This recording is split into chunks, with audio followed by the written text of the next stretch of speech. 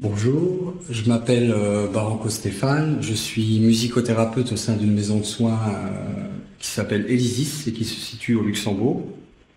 Dans un premier temps, je voudrais remercier la Gesellschaft für Musiktherapie zu Lützelburg et le Benelux, ainsi que tous ces organisateurs qui me permettent de m'exprimer aujourd'hui. Donc merci. Et je vais commencer par une présentation de l'institution et de ma place dans l'institution, avec tout de suite un avis général sur la musicothérapie et la personne âgée, pour ensuite proposer deux parties, une partie théorique et une partie pratique, qu'est-ce que je fais vraiment sur le terrain.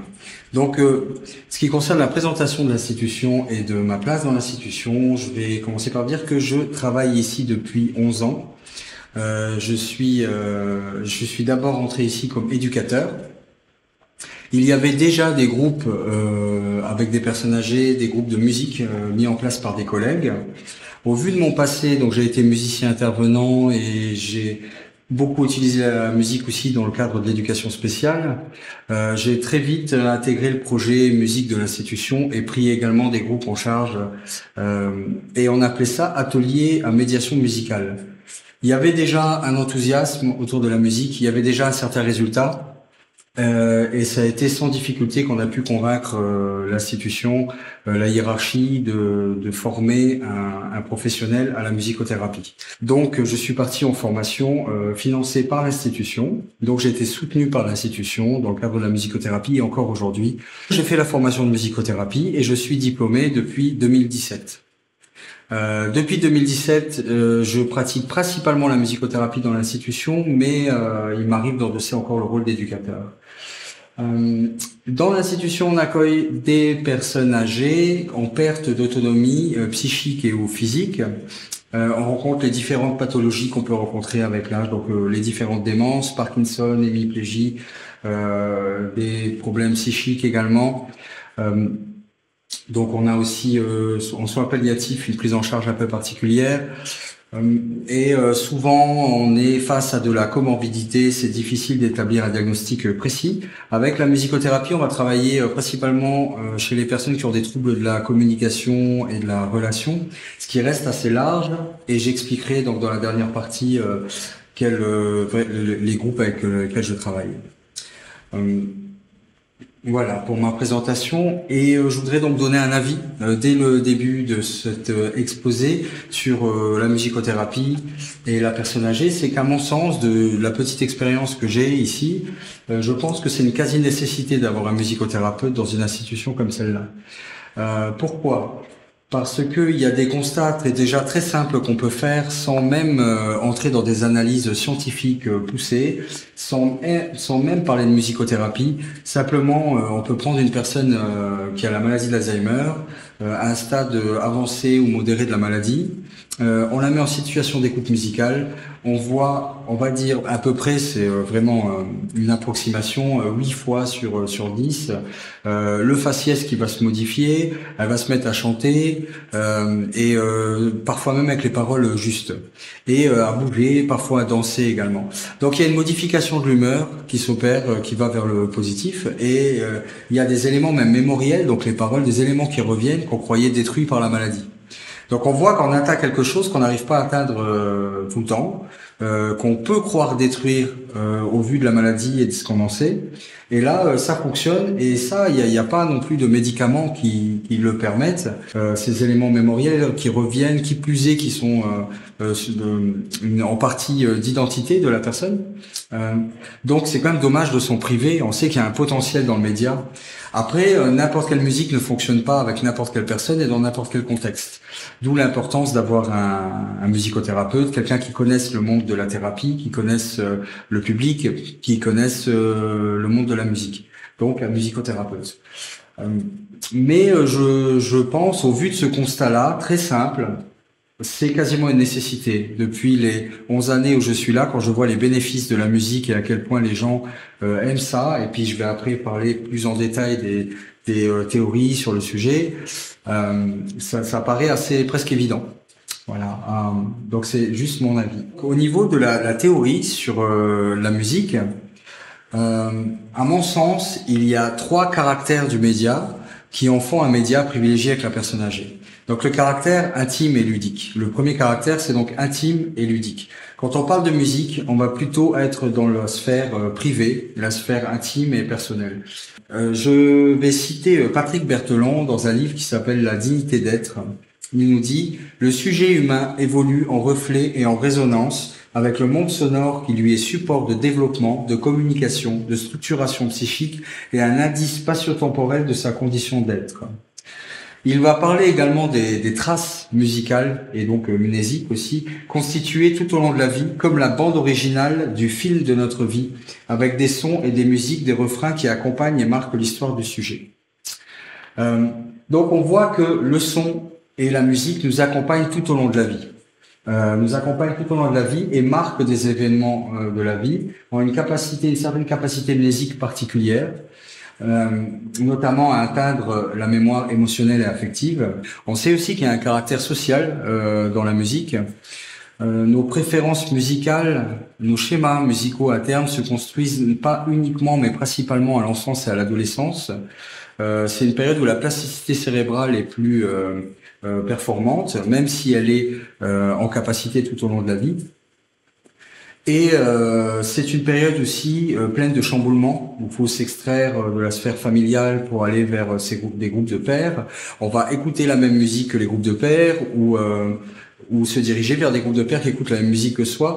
Enfin, elle est source d'identité, on s'en sert comme identité. Aussi, il y a dans la musique quelque chose un petit mine de rien qui est finalement bien plus que ça, c'est que lorsqu'on écoute une musique, elle va nous toucher émotionnellement. Donc beaucoup d'entre nous, voire tous, ont des fois pleuré face à une musique ou se sont sentis pousser des ailes face à certaines musiques. On écoute cette musique dans son intimité. Et derrière la musique, il est difficile de ne pas chercher l'auteur aussi. Et il y a des auteurs qu'on va particulièrement apprécier. Et si on apprend que l'auteur a commis des actes qui n'entrent pas dans notre code moral, ça devient plus difficile d'écouter cette musique. Alors ça dépend chacun a sa manière de se défendre par rapport à ça, mais c'est plus difficile d'écouter la musique quand on apprend que l'auteur, que ça nous plaît pas ce que fait l'auteur. C'est comme si d'une certaine manière, on vit des émotions grâce à la musique, elle nous parle, elle fait partie de nous, et comme si on se confie à elle, parce que on pleure devant elle, on accepte qu'elle entre en nous, et on est trahi par l'auteur. Voilà, d'une certaine manière, c'est ce qui peut se passer. Donc on voit que dans la musique, il y a un petit mine de rien comme ça, mais qui est quand même beaucoup, qui façonne en tout cas notre identité, on s'en sert pour façonner l'identité au niveau social, et elle nous accompagne tout au long de la vie. Alors si on élargit aussi, pas que la musique, mais le sonore participe à notre développement, et tout au long de la vie, il y a un univers sonore autour de nous, et des traces mnésiques de cet univers sonore.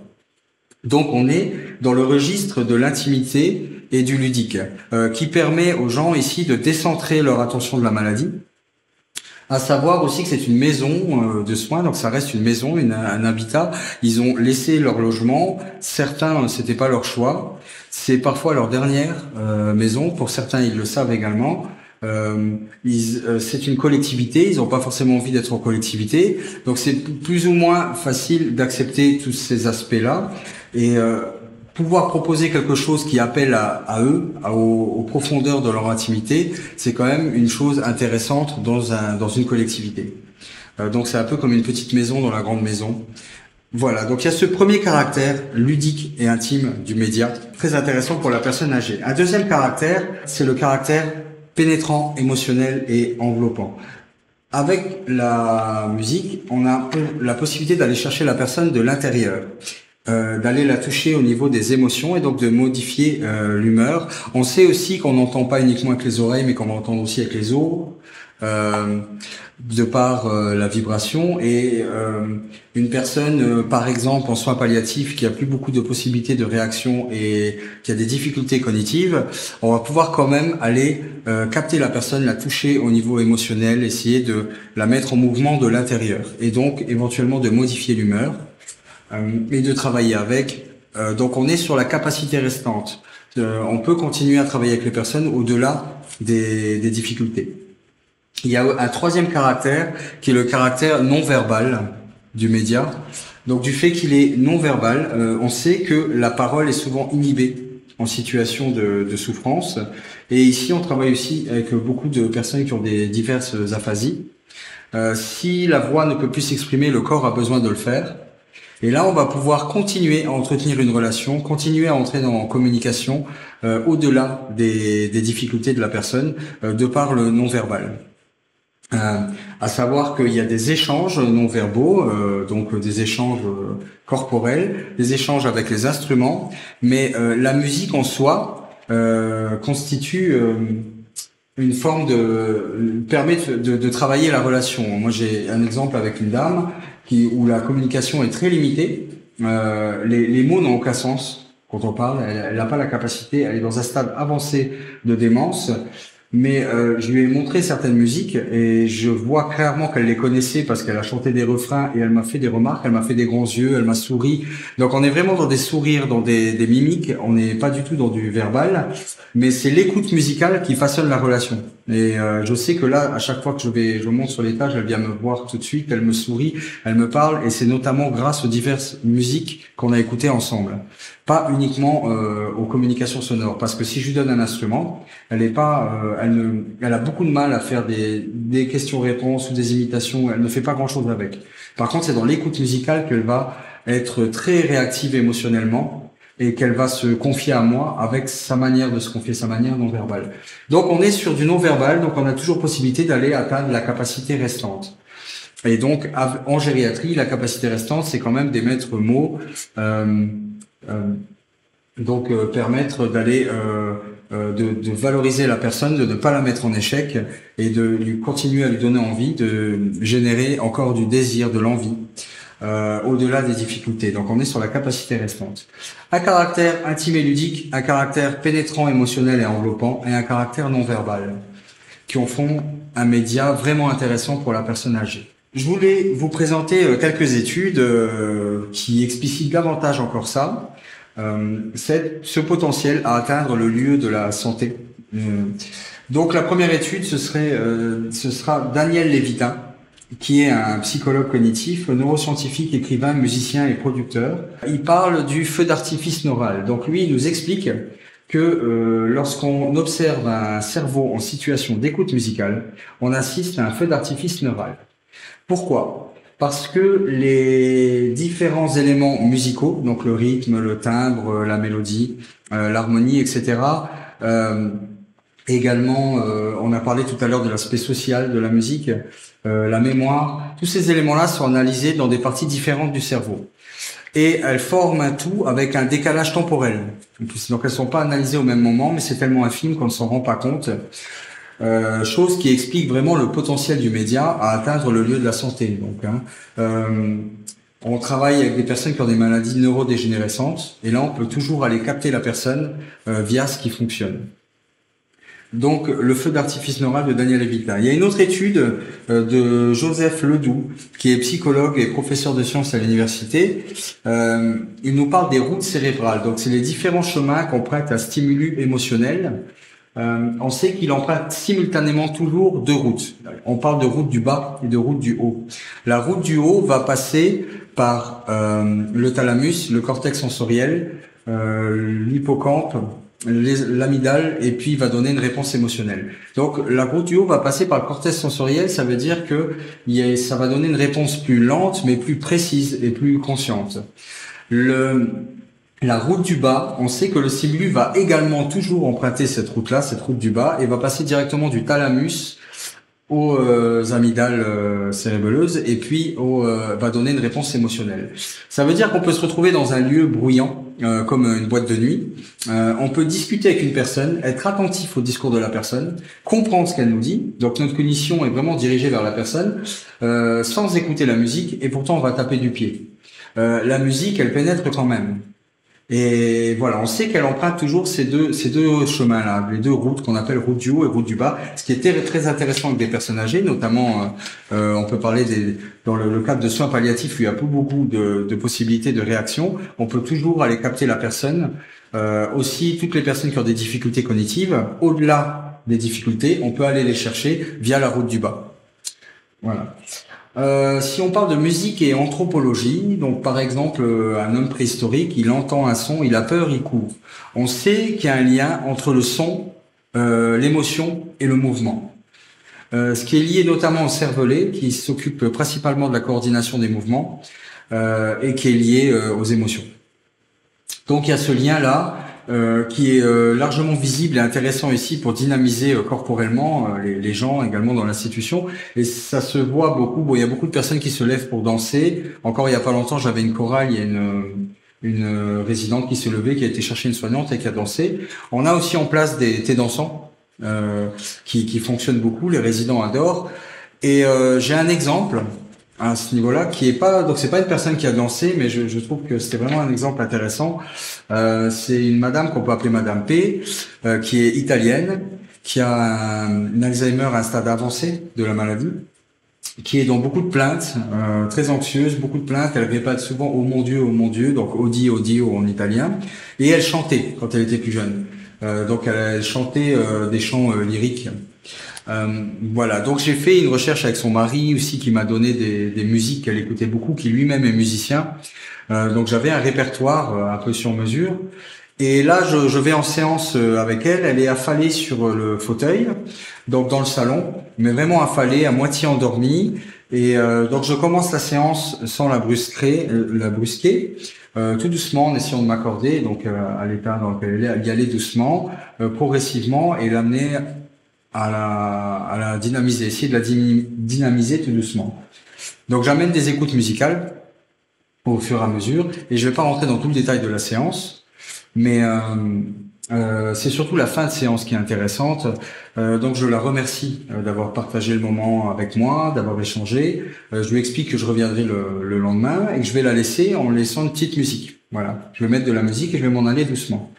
Je mets cette musique. Je savais que la musique lui parlait, hein, j'avais déjà vu ça, et je me lève et j'observe de plus loin.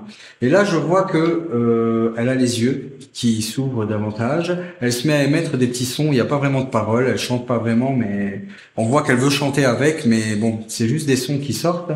Elle fait des mouvements sur le fauteuil et elle essaie de se lever. J'ai l'impression qu'elle sait pas où elle veut aller, mais elle essaie de se lever, elle y arrive pas, elle retombe sur le fauteuil, voilà, et elle continue à chanter, à avoir les yeux très ouverts, et elle se relève une fois, et elle reste debout, et elle continue un peu à chanter.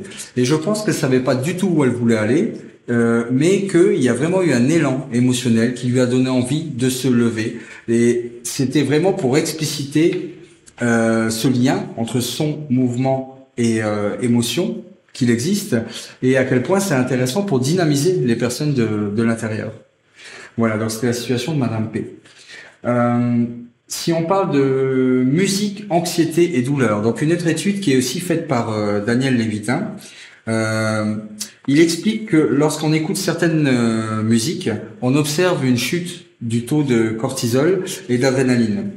C'est une chute qui entraîne en parallèle une hausse d'hormones anti-stress comme la dopamine et la sérotonine. Et ces modifications-là, elles s'accompagnent de façon mécanique d'une augmentation des hormones antidouleurs comme l'endomorphine. Donc ça veut dire qu'on sait de façon scientifique, avérée, qu'il y a un lien entre la musique, la douleur et l'anxiété. Donc il y a un lien. Il y a d'autres personnes aussi qui ont proposé des études sur le sujet. On peut parler notamment de Stéphane Guettin et Touchon qui ont créé une méthode qu'ils appellent la méthode en U, une méthode de relaxation pour lutter contre la douleur. Voilà. Mais donc il y a un lien avéré entre ces trois éléments, musique, anxiété et douleur.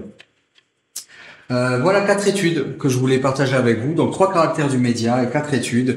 Et si on s'intéresse au niveau théorique à la personne âgée, en général, je vous disais tout à l'heure que ici, on a différents types de pathologies qu'on rencontre avec l'âge, souvent de la comorbidité. Je ne vais pas rentrer dans le détail théorique de la personne âgée et des différentes maladies. Il y a un point qui a été abordé par Danielle Quinodoz, qui est psychanalyste. Elle a abordé ce point dans un livre qui s'appelle Vieillir une découverte, que je trouve intéressant. C'est de quoi a vraiment besoin une personne lorsqu'elle se retrouve à ce stade de la vie. On connaît, ça a déjà été documenté, ce qui fait un vieillissement réussi ou un vieillissement pathologique.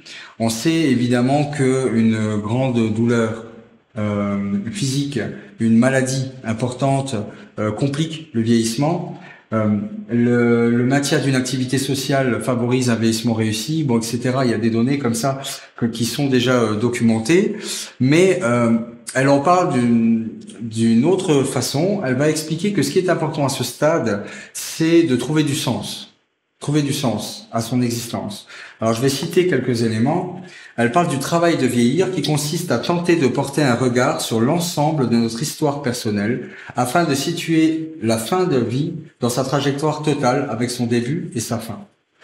Donc, trouver du sens à son existence, pouvoir observer sa vie dans sa totalité. Et elle explique que certaines personnes, pour ne pas voir que la vie est une fin, vont baisser la tête et ne pas vouloir voir le reste. Une façon de baisser la tête pourrait être les ruminations, le fait de ruminer tout le temps. C'est une façon, mais il y en a encore d'autres. Et c'est comme si on était dans un très beau village, en train de marcher, et pour ne pas voir que le village a une fin, on baisse la tête, et les événements nous arrivent comme une juxtaposition d'événements, sans lien les uns avec les autres. Et elle fait un parallèle entre cette vision du monde, cette façon de voir la vie avec une juxtaposition d'événements et une façon de voir la vie totale, c'est-à-dire d'observer tout le village, voilà, en sachant qu'il a une fin, mais en acceptant les autres âges de la vie et tous les âges de la vie, avec la théorie psychanalytique de Mélanie Klein sur l'objet total et partiel. Elle prend aussi, elle utilise d'autres termes, elle parle de seconde d'éternité. Elle explique que ce sont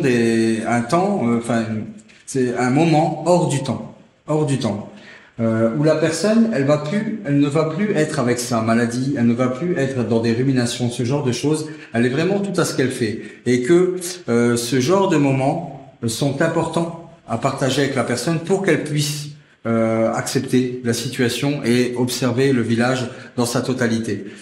Par exemple, moi, il n'y a pas très longtemps, une dame qui est aphasique, qui ne peut pas bien parler, elle ne dit que oui et non, donc yo et né. Elle m'appelle en disant oui, non, et elle me montre la fenêtre. Et il y a un avion qui passait. Et ça, ce sont des moments qui sont assez difficiles à évaluer pour les soignants, qui peuvent paraître anodins en général, mais qui finalement peuvent être porteurs de plein de sens. Elle partage quelque chose avec moi. Et ce qui peut être intéressant, donc, c'est de maintenir ce partage et de dire, ah oui, c'est un avion, c'est très joli. Je me demande où ils partent en vacances. Vous avez dû partir aussi en vacances de temps en temps. Mais enfin, voilà, entretenir la conversation. Ce sont des moments importants qui, en musicothérapie, il y en a beaucoup de ces moments-là. Les gens vont me parler de leur passé, vont parler de leur vie en général. Des balles où ils allaient, voilà, il y a plein de moments qui ont été marqués par les musiques, et donc on peut rencontrer plein de ces secondes d'éternité. Les secondes d'éternité, c'est un terme qu'elle emprunte à un poème de Jacques Prévert, mais je vais lire le début du poème qui est très joli. Des milliers et des milliers d'années ne sauraient suffire pour dire la petite seconde d'éternité où tu m'as embrassé. Voilà, donc c'est Daniel Quinodoz qui parle du travail de vieillir. J'ai essayé de résumer brièvement. Le livre est beaucoup plus complet, donc comme je disais, j'invite à le lire. Donc l'idée de trouver du sens. Et en musicothérapie, on va pouvoir trouver du sens. Et je voudrais donner un exemple par rapport à ça. Un exemple donc clinique avec une dame qui a la maladie aussi d'Alzheimer, mais avec des mécanismes psychotiques en place. Donc c'est une dame qui déambule beaucoup, qui veut rentrer chez elle. Des mécanismes, c'est donc déni, projection, clivage. Elle dit que c'est un de ses fils qui l'a placé. Elle a deux fils, il y en a un qui est parfait, l'autre qui est méchant et qui l'a placé. Ça, c'est ce qu'elle nous raconte. C'est pas ce qu'on observe en réalité, mais voilà. Donc il y a ce clivage là avec ses enfants. Elle n'est pas malade. Elle considère qu'elle n'est pas malade et qu'elle doit rentrer chez elle, donc elle ne veut pas rester dans l'institution. Mais elle oublie tout, elle répète tout le temps, et elle est très très très réceptive à la musique. Elle adore ça, et elle voulait en faire étant jeune, elle en a jamais fait. Donc elle est très réceptive à ça. Et on a fait une séance qui m'a marqué avec cette dame-là, que j'ai trouvé vraiment intéressante. En début de séance, je lui demande comment elle va, et elle me répond qu'elle est pas très très bien. Elle est pas très très bien. Bon, elle sait pas trop me dire pourquoi, mais ça va pas trop. Et je lui propose de d'écrire une musique ensemble, note par note. Donc elle me donne une note. Moi, je l'ai jouée par octave, donc je lui explique un peu les octaves. Voilà, je lui dis c'est la même note, mais pas au même endroit. Et donc je joue par octave les notes là, et on fait ça jusqu'à 4 notes. Et à chaque fois, je lui demande ce qu'elle en pense. Et des fois, elle sait pas trop me répondre. Mais on arrive à la fin, donc c'est un hasard, hein, elle connaît pas les notes, hein, elle me dit au hasard un peu les notes, et on tombe sur un accord un peu en tension, ça marche pas très bien. Il devait y avoir des demi-tons dedans, je sais plus exactement c'était quoi l'accord, mais voilà, un accord un peu en tension, et elle me dit, ça me fait penser au désordre qu'il y a dans ma tête. Donc ça déjà, c'est assez énorme qu'elle me dise ça, parce que c'est une dame qui est vraiment dans le déni, un déni profond hein, de maladie. Donc pour elle, elle n'est pas malade, elle n'a rien à faire là. Et moi, je n'ai absolument pas attaqué le mécanisme de défense, je l'ai pas touché. C'est juste la musique, le contexte, notre relation et la musique qui fait qu'elle me dit, ça me fait penser au désordre qu'il y a dans ma tête. Je sais pas exactement ce qu'elle entend par ça. Je lui demande d'ailleurs de m'en dire un peu plus, elle sait pas trop me répondre. Et je lui demande ce qu'on peut faire. Alors, qu'est-ce qu'on peut faire pour changer ça? Et elle sait pas me répondre. Je lui propose de changer une note. Donc, elle en enlève une, elle en remet une. Et par chance, on tombe sur un accord parfait. Je crois que c'était même un accord parfait majeur. Et je lui demande ce que c'est, et elle me dit que c'est joli. Je lui demande à quoi qu'est-ce que ça lui évoque, comment elle se sent maintenant, et elle me dit que c'est joli. Et par rapport au désordre qu'il y a dans sa tête, donc je lui en demande un peu plus. Elle sait pas trop me répondre et elle me répète encore c'est joli. Alors je lui dis alors ça veut dire que vous avez un joli désordre dans votre tête. Et donc elle me sourit, elle rigole et j'ai senti, et ça c'est dur à mettre en mots, mais j'ai senti vraiment qu'il se passait quelque chose. Et on a fini par une improvisation. Donc je lui ai demandé de jouer ce qu'elle voulait. Moi j'ai harmonisé ce qu'elle faisait. On jouait ensemble. Ce qui est assez génial avec cette dame-là, c'est qu'on finit ensemble. Donc elle arrive vraiment à être en harmonie avec moi, à m'écouter, par le geste, on va terminer ensemble et on est contents tous les deux. C'est quelque chose, je trouve, de finir ensemble comme ça. Et en partant, elle me dit qu'elle voudrait m'apprendre à danser une fois. Et donc, je pense vraiment qu'il y avait quelque chose de l'ordre du don et du contre-don. C'est-à-dire que je lui ai apporté quelque chose, il fallait qu'elle me rende la monnaie un petit peu. Il y a vraiment quelque chose qui s'est passé. Et voilà, je voulais évoquer ça pour parler de ce besoin de trouver du sens chez la personne âgée. Le besoin de trouver du sens, il est là à tous les âges de la vie. Mais quand on est plus jeune, on est un peu dans l'urgence d'agir. Là, on a le temps. C'est vrai qu'il y a aussi la confrontation avec la fin de vie. Donc là, on voit que par la musique, sans toucher le mécanisme de défense, par la musique et par l'émotion, il y a je pense qu'on était face à un processus de symbolisation. Donc il y a des éléments intérieurs qui sont remontés et il y a une mise en mots qui a été faite et qui a parlé d'elle différemment. Mais moi, je n'ai rien fait. Et qui plus est, on a pu la retravailler. C'est ça qui est intéressant dans ce cas, c'est-à-dire on est passé sur un joli désordre. Ça veut dire bon, il y a un désordre, c'est pas la peine de le nier, mais il est beau. C'est moi et je fais avec.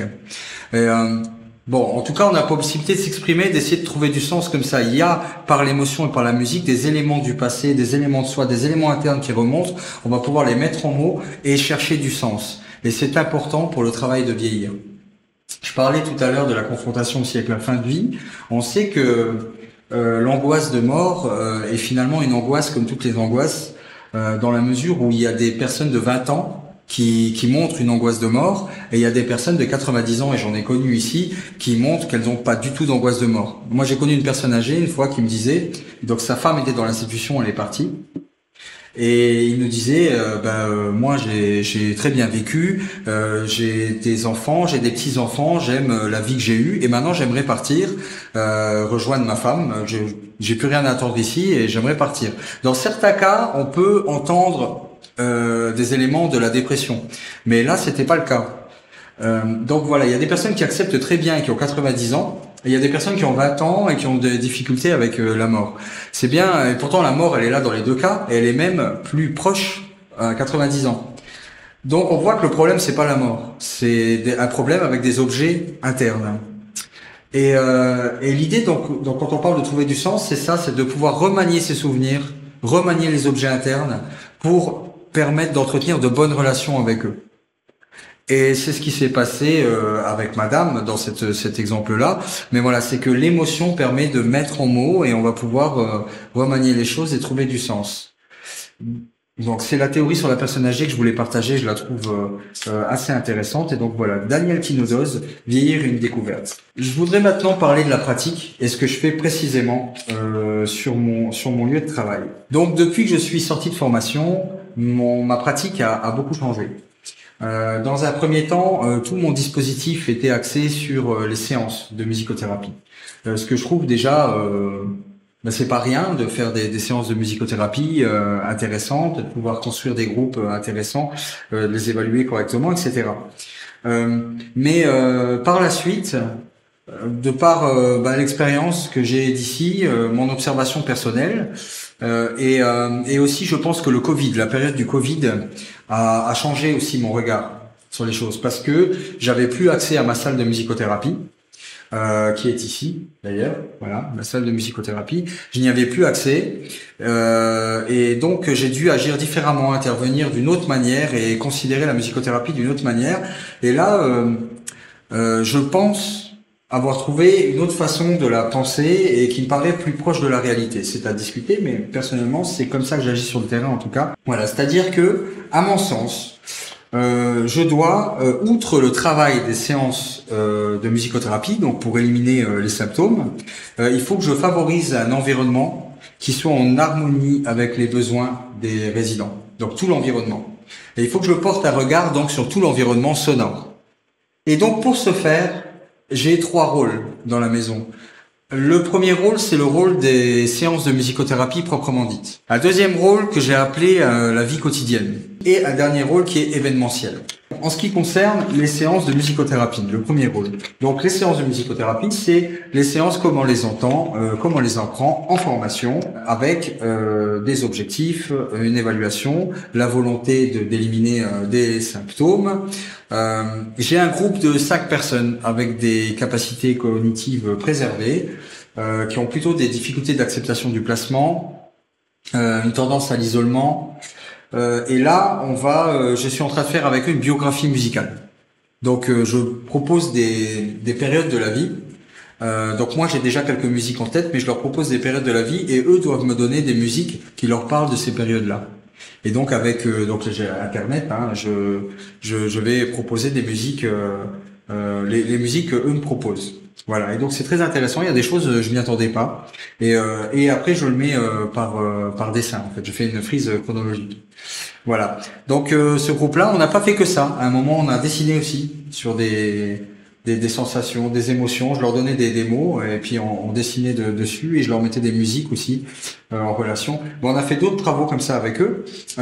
J'ai des séances en individuel. Donc un travail avec une dame qui a la maladie de Parkinson, on va faire pas mal de mouvements. On a fait aussi des séances de relaxation. J'ai utilisé Jacobson et Schultz. Je fais de la communication sonore et du chant avec une dame qui a une hémiplégie avec une aphasie. Donc c'est vraiment intéressant parce que elle chante, elle arrive à donner des phrases en entier, alors qu'au quotidien, il faut amorcer le début du mot pour qu'elle nous donne la fin, en fait. Et c'est rare qu'elle puisse donner plus d'une syllabe, c'est 1 ou 2 syllabes.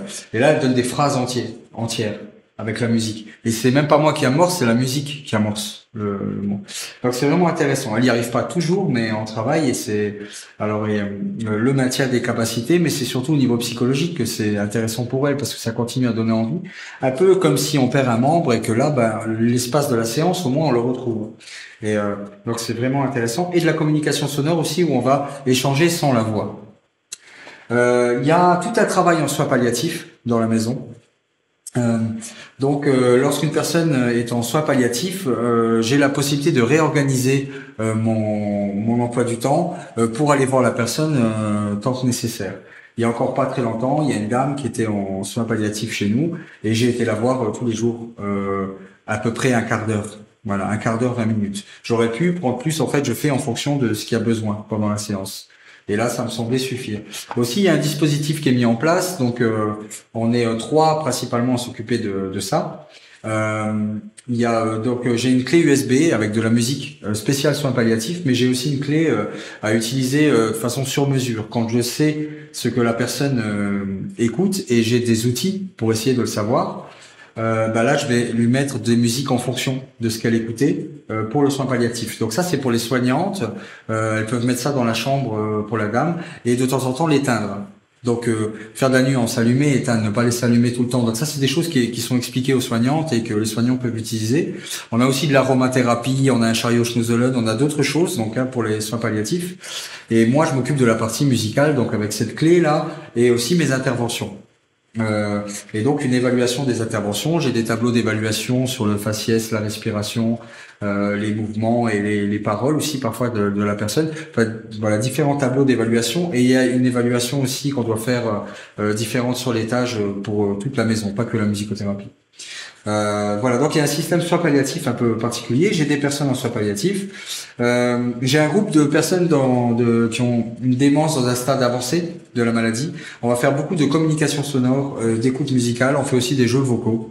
Voilà, donc des échanges. Il y a très peu de possibilités d'échange avec ces personnes-là. La parole, on ne comprend pas le discours. Donc on va vraiment être sur de la communication sonore et on va être sur des rires, sur des jeux d'imitation, d'échange, enfin voilà, différents jeux de communication sonore comme ça. Et aussi des écoutes. Je parlais d'une dame, tout à l'heure, donc une dame qui la relation s'est vraiment façonnée à travers des écoutes que j'ai vues qui lui plaisaient vraiment. Elle avait des réactions très claires, alors que c'est très difficile de discuter avec elle. Mais par contre, dans le non-verbal et dans l'émotion, c'était évident. Donc ça lui parlait beaucoup. Et puis qui plus est, elle chante les fins de phrases des musiques qu'elle connaît. Donc il y a ce travail-là. J'ai 2 chorales également dans la maison où on fait beaucoup de travail vocaux. Donc pour les gens, c'est simplement une chorale. Mais après, c'est vrai qu'il y a tout un travail autour de la chorale au niveau vocal et puis au niveau des souvenirs aussi. C'est beaucoup d'entre eux étaient dans une chorale plus jeune. Voilà. Donc j'ai 2 chorales. Si on doit parler des séances de musicothérapie proprement dites, il y a une technique psychomusicale qui a été élaborée par Edith Lecourt qui s'appelle méthode de stimulation sensorielle, sensorimotrice et sensorie-affective. Elle emprunte différentes actions à d'autres types de techniques de pédagogie musicale active et globalement c'est ce que je fais avec eux, c'est-à-dire que je vais proposer des jeux corporels, du chant, des échauffements sonores, des jeux avec la voix, différentes écoutes musicales. Voilà, ça c'est. Je propose diverses activités de ce type-là, mais des moments des jeux de respiration aussi. Voilà. Donc le deuxième point qui me paraît vraiment important dans la maison, c'est le point que j'ai appelé vie quotidienne. Donc il y a plusieurs éléments dans le rôle sur la vie quotidienne que je dois jouer. C'est d'une part le prolongement des séances en chambre. Donc certaines personnes, par exemple avec un résident, j'ai essayé de reproduire la méthode en U, donc des méthodes de relaxation, mais basées sur ce que lui aimait. Donc lui il appréciait la musique baroque et de la Renaissance. Donc j'ai pris que des musiques de la Renaissance et baroque et j'ai essayé de respecter les critères de la musique de la méthode en U. Je lui ai proposé 2 méthodes comme ça, 2 CD comme ça, et à la fin de plusieurs séances, après plusieurs séances, je lui ai proposé les CD. Je lui ai laissé dans la chambre. On a travaillé aussi sur simplement des musiques qu'il aimait. Et ça, avec plusieurs résidents, j'ai fait ça. Il y a des musiques qu'ils appréciaient, je leur ai fait un CD et je leur ai mis dans la chambre. Parfois, avec des recommandations. Donc mettez ça quand vous êtes anxieuse, voilà, dans la maladie de Parkinson on a souvent de l'angoisse, hein, et là mettez cette musique là vu que ça vous plaît quand vous sentez que vous êtes un peu anxieuse et puis essayez de respirer avec la technique dont on avait parlé, voilà. Et donc il y a plusieurs personnes à qui j'ai mis des CD dans les chambres pour prolonger un peu des gens que je connaissais en séance et c'est des prolongements de la séance. Il y a une dame, elle n'était pas en séance avec moi. Mais elle m'a parlé de musique et apparemment elle appréciait certaines musiques et donc elle aurait aimé avoir cette musique-là dans la chambre, donc je lui ai fait un CD aussi. Donc c'est pas forcément un prolongement de la séance, mais c'est de la musique dans les chambres, dans le quotidien. Aussi sur chaque lieu de vie, il y a des disques durs dans toutes les télés de chaque étage. Donc nous on a 5 étages dans l'établissement qui sont donc avec des lieux de vie et des chambres sur les 5 étages. Dans chaque espace commun des étages, il y a des télés et donc il y a des disques durs sur chaque télé avec des films des années 40, je crois qu'il y a un film des années 30 aussi, de 30 à à 80 à peu près, donc leur génération et certaines choses qu'ils m'ont demandé. Donc en essayant toujours d'être sur du sur-mesure, essayer d'aller chercher ce que eux vraiment aiment et d'aller sur les traces de leur passé, quoi. Donc des films, il y a aussi des documentaires, il y a des différentes choses que les soignantes peuvent utiliser, qui sont pas utilisées que par moi. Mais ça permet de travailler sur l'espace sonore. Il y a aussi beaucoup de concerts. Des concerts de musique classique, des concerts qu'ils m'ont demandé, des concerts de musique de leur époque, etc., etc. Donc il y a beaucoup d'éléments de leur génération que j'ai essayé de remettre sur la clé, sur le disque dur, pardon. Et il y a aussi et surtout des clés USB sur des postes de musique. Donc il y a un poste de musique par étage avec des clés USB. Actuellement, il y a 4 clés qui sont arrivées au fur et à mesure et une clé qui est uniquement pour Noël, des musiques de Noël, et sur toutes les autres clés, il y a plusieurs musiques qui ont été construites avec les résidents. Souvent, j'essaye de respecter, il y en a une qui les respecte pas, mais les autres si, un chemin musical. Ça part du plus doux et ça va vers quelque chose de plus dynamique. Et il y a aussi, je respecte aussi des critères musicaux. Ça commence par du classique, ensuite il y a de la musique luxembourgeoise, française, etc. Et donc ils ont une feuille avec les grandes lignes de ce qu'il y a. De telle musique à telle musique, c'est de la musique classique. De telle musique à telle musique, voilà. Ça, c'est pour les soignants. Et quand j'ai remis ces clés là sur les étages, j'ai fait un mot avec une pièce jointe, un mail avec une pièce jointe, en expliquant comment fallait s'en servir. Donc voilà, ça me paraît déjà important. Donc c'est pour pouvoir jouer sur le contexte, jouer sur l'ambiance sonore dans la maison et surtout que cette ambiance soit sur mesure. Ça peut paraître aller de soi, mais c'est pas le cas. Moi, j'arrive souvent, j'entends la radio. La radio, c'est un amas de publicité avec des musiques modernes. La plupart des gens de la maison, pas tous, mais la plupart d'entre eux, ne sont pas capables, au niveau de la cognition, d'intercepter tout ce qui se passe à la radio. Ça va très vite. C'est des éléments très modernes. Ça n'a pas vraiment d'intérêt. Voilà. Pour certains, ça peut, mais je connais les résidents de la maison et je pense vraiment que c'est rare les personnes qui sont intéressées par ça. Ça génère surtout du bruit. Voilà, ça fait du bruit de fond, donc ça fait interférence avec le reste. Et donc il y a la radio, j'entends aussi des fois des musiques modernes. Voilà. Donc c'est pas très clair. Et là, au moins il y a de la musique adaptée. On n'est pas obligé de mettre tout le temps. Il faut aussi jouer. J'explique aussi qu'il faut des fois laisser le silence. Mais si un résident arrive dans le salon, qu'il a des troubles du comportement, qu'il est agité, on peut essayer de mettre de la musique pour le calmer. Sur l'étage où il y a beaucoup de démence chez nous, c'est ici le 3e ou 4e étage, ça marche souvent. Mettre de la musique, ça capte l'attention et ça peut calmer. S'il connaît la musique, ça fait du bien. Si il y a de la musique et que le résident est agité, on peut enlever la musique pour générer une différence, pour capter une attention différente, pour apaiser l'environnement. Donc on a un jeu possible sur l'environnement sonore. Donc il y a ces clés qui sont sur chaque étage avec une explication. Et l'explication elle est importante aussi. L'explication est importante, comme je disais, donc il y a aussi une sensibilisation, une information qui est donnée au personnel, et ça me paraît aussi primordial. Donc une formation de 8 heures, une formation de 8 heures pour les soignants, pour sensibiliser à la musicothérapie, mais surtout pour sensibiliser au sonore dans l'espace. Donc permettre ne serait-ce que dire que le stress, de façon scientifique et avérée, est lié à la musique, qu'il y a un lien entre les deux. Ne serait-ce que faire comprendre ça, parler du non-verbal, comment se positionner face aux gens, et puis essayer d'organiser l'espace pour qu'il soit le plus apaisant et le plus adapté à la personne âgée. Ça ne veut pas dire qu'il faut plus qu'il y ait de bruit. Il y a des chariots qui passent, qui font du bruit, c'est normal. Il y a des éléments qui font du bruit, mais il faut qu'il y ait un minimum d'organisation.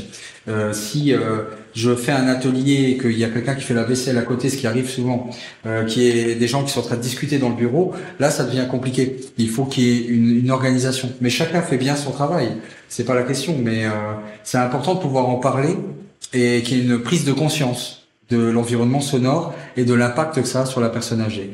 Donc, une formation aux soignants. Voilà. Ça, c'est un point aussi de la vie quotidienne. J'ai créé des tableaux de préférences musicales. Donc, des tableaux pour de chaque résident avec ce que le résident nous dit qu'il aime. Donc, comment lui conçoit son identité musicale, qu'est-ce qu'il nous dit aimer et qu'est-ce qu'on observe réellement. Donc je note les deux sont importants. Par moment, j'ai des résidents qui me disent moi j'aime la grande musique classique. Quand je leur mets de la musique classique, je vois qu'il n'y a aucune réaction. Si je leur mets de la musique traditionnelle luxembourgeoise, ils vont danser, ils vont chanter. Donc voilà. Donc il faut noter les deux. Et puis qu'est-ce qu'ils n'aiment pas du tout? J'ai un code couleur aussi de réceptivité à la musique, et ça c'est vu aussi avec les éducateurs. Donc quand une personne arrive dans la maison, un nouveau résident, on lui laisse un temps pour s'adapter à l'environnement, et puis on va faire ce qu'on appelle l'histoire de vie. Donc on va prendre un entretien avec la personne, on va essayer de mieux la connaître pour savoir de quoi elle a besoin et comment agir au mieux dans la maison. Donc c'est une histoire de vie, et j'ai demandé aux éducateurs de remplir ce tableau-là pendant l'histoire de vie. Et là, il se joue au jeu, donc c'est super.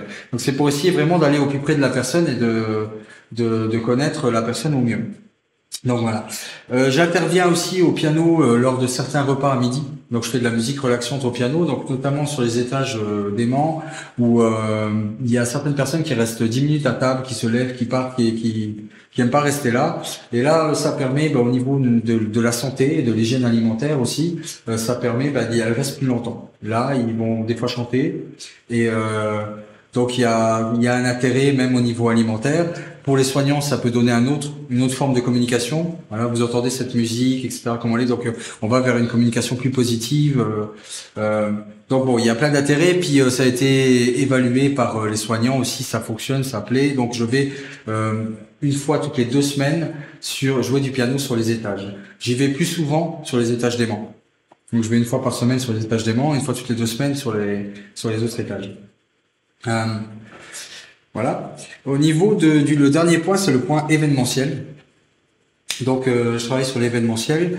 J'organise des événements dans la maison. Donc je fais venir des intervenants extérieurs pour faire de la musique ici, comme par exemple pour animer des thés dansants, pour animer une fois par mois. Il y a une personne de l'extérieur qui vient jouer aussi. Par moment, c'est moi qui fais l'animation. Donc on a régulièrement ce qu'on appelle des repas à thème. Par exemple, il y a un étage par semaine qui descend près de la terrasse, en bas, avec un repas réaménagé. Il y a un an de ça, on avait l'Italie, par exemple, le repas thème sur l'Italie. Donc j'ai monté un répertoire sur l'Italie et j'ai fait une animation sur l'Italie. Donc c'est pas de la musicothérapie, c'est de l'animation. C'est de l'animation musicale événementielle, mais qui va rythmer aussi les années. Je joue pour Noël dans toute la maison. Je joue pour différents événements comme ça. Par exemple, on a aussi pour accompagner les familles dans le deuil, on a une cérémonie qu'on appelle cérémonie du souvenir. Là, je vais jouer des musiques en fonction aussi. La partie musicale est quand même importante pour l'événement. Il y a chaque année, on va sur un bateau qui s'appelle le Marie Astrid. Je joue régulièrement sur le bateau. Donc, je crée différentes animations comme ça. Une fois par mois, je fais un piano bar dans la cafétéria. C'est intéressant parce qu'il y a des familles qui viennent. Et donc ça marche beaucoup. J'ai mon petit fan club de résidents qui attendent ça et qui viennent me voir en bas. Ça marche bien. Et il y a des familles aussi qui viennent avec, notamment, je passe à des familles de personnes en situation de démence, dans une démence assez avancée, des personnes qui ont des troubles du comportement, des fois de l'agressivité. Et là, elles se retrouvent dans un autre contexte où elles vont chanter, où elles vont être plus agréables. Et puis qui plus est, les familles se retrouvent entre elles et elles échangent. Donc ça permet vraiment d'alléger le rapport entre les familles en interne, et puis ça permet de générer des rencontres de famille à famille. Donc il y a un lien institution, famille, résident là, qui se joue aussi là, qui est intéressant. Et donc c'est une fois par mois, ça marche beaucoup. Il y a il y a vraiment beaucoup de monde qui vient voir. Donc pareil, c'est pas de la musicothérapie, mais c'est aussi une partie visible. Si on prend les différentes cliniques qu'on peut voir dans la musicothérapie, je vais prendre un exemple d'une situation que j'ai eue avec un enfant autiste. Donc il y avait un trouble du spectre autistique que j'ai travaillé avec pendant un stage de musicothérapie. Et donc la relation était difficile. Il voulait pas s'approcher et il voulait pas participer. Et à un certain moment, j'ai utilisé un didgeridoo. Donc j'ai pris un didgeridoo et je l'ai utilisé comme longue vue. Et donc ça l'a fait rire, et il a regardé aussi dedans. Donc déjà il y a une relation qui s'est créée. Il a regardé dedans comme une longue vue. Après j'ai soufflé dedans. Donc il y avait des vibrations, ça l'a fait rire. Il a eu des réactions par rapport à ça. Il a touché l'instrument et il a essayé de souffler aussi. Et j'ai recommencé. Et en plus, c'est un didgeridoo qui se dévisse. Donc, au fur et à mesure des séances, j'ai essayé de réduire le didgeridoo pour me rapprocher physiquement de la personne. Donc, dans un contexte comme celui-là, on va se retrouver dans une musicothérapie où le caractère insolite de l'instrument va être important. On est vraiment sur une communication sonore. On n'est pas sur de la musique avec des codes musicaux. On est sur une communication sonore proprement dite, où on va s'intéresser à notre place dans l'espace, à nos corps. Voilà, et on est sur un travail de la relation comme ça, et dans cette forme de musicothérapie.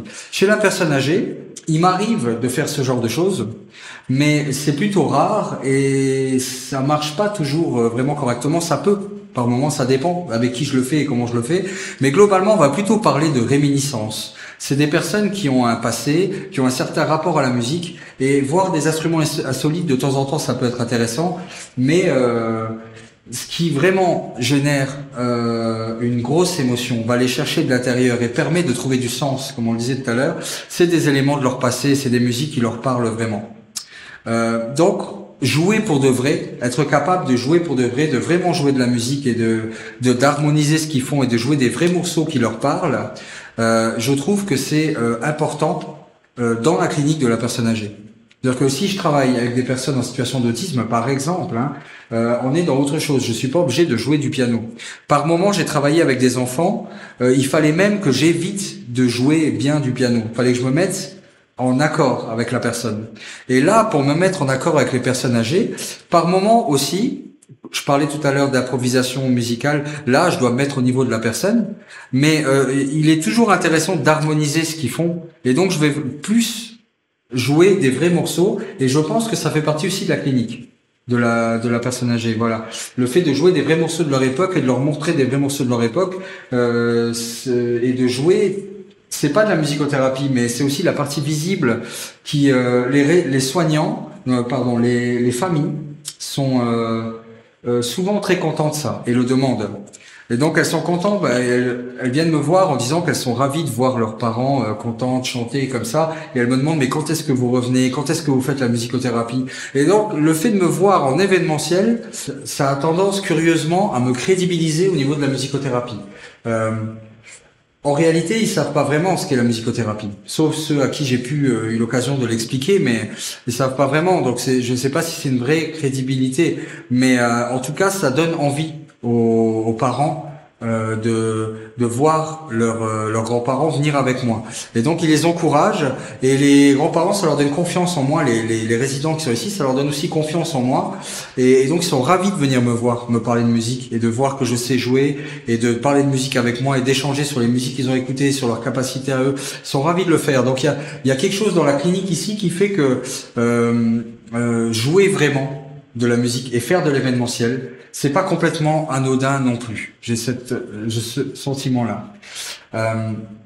Voilà, donc le piano bar, j'ai fait des sorties musicales aussi, j'ai accompagné une fois un groupe au Philharmonie parce que les horaires sont durs à trouver, on a été voir le Boléro de Ravel, mais j'ai aussi accompagné un groupe plusieurs fois dans une visite d'un musée, une visite musicale d'un musée. Voilà. Donc c'est trois rôles que j'ai dans la maison qui font mon travail de musicothérapie. Le premier rôle, la musicothérapie en soi, les séances qui rythment toutes les semaines. Donc j'ai des groupes de musicothérapie toutes les semaines. Le deuxième rôle, c'est la vie quotidienne, un travail sur le quotidien avec une information des soignantes. Je pense que c'est nécessaire en réalité. Et puis l'événementiel, donc un travail qui rythme les années avec des événements quotidiens, des personnes de l'extérieur ou moins qui animent certains événements. Et ça fait partie, à mon sens, des trois rôles que j'ai dans la maison pour pouvoir harmoniser au mieux l'environnement avec les besoins de la personne.